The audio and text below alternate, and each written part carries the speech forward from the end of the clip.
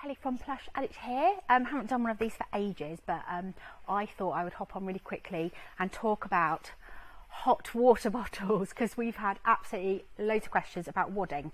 So I was going to run through really quickly with you some options for the wadding that you can use in a hot water bottle cover, because let's face it, I think we need it right now. There's a free pattern available to download on the blog. Anything that I mention in here, I'll pop a link in the comments afterwards. So you can get this free pattern and tutorial on how to make one of these. Now, the way I see wadding in a hot water bottle cover, it's got two functions.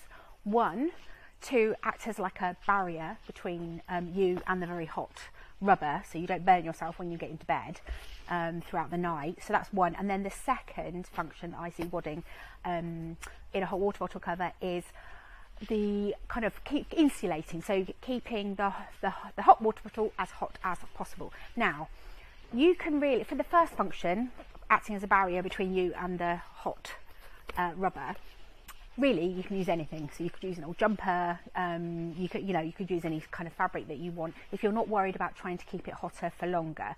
Literally, you just want that barrier so you don't burn yourself. Now, fabrics for the outer on these ones, I use Plush because it's like cuddly and strokey, and I've gone with on the premise of it's quite nice to have a little hot thing to cuddle at night time, isn't it?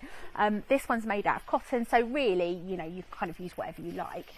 But on the inside, now, we've had lots of questions, which is the right one to use? Now, I'm going to say it's a point of preference, and then also what you're trying to, your own personal preference and the function that you want your cover to fulfill at the end of the day.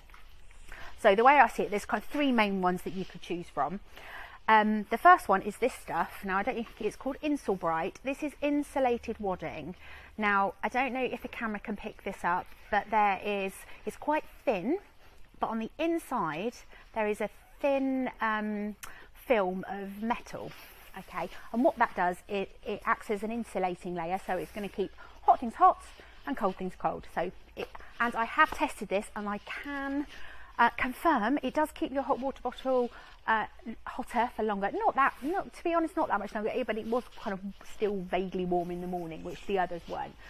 Now, the downside of this that I see, I don't know if you can hear this.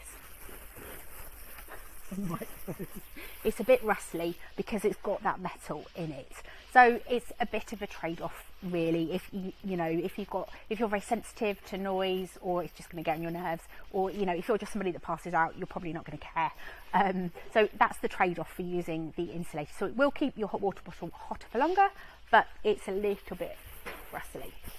It's quite thin as well, so it's quite easy to sew because it goes into your machine really nicely. So that's the first option, Insulated.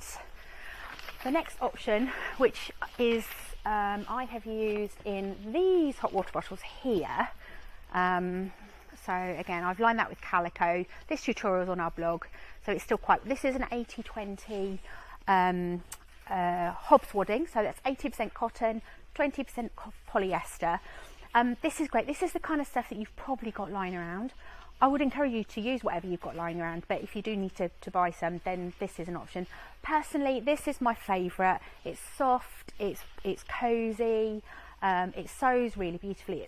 It's a lovely wadding, and we also sell it in these craft sizes, so great for a little project like this. These are measure, I think it's 50 by 60, so perfect for a hot water bottle cover. So that's the another option.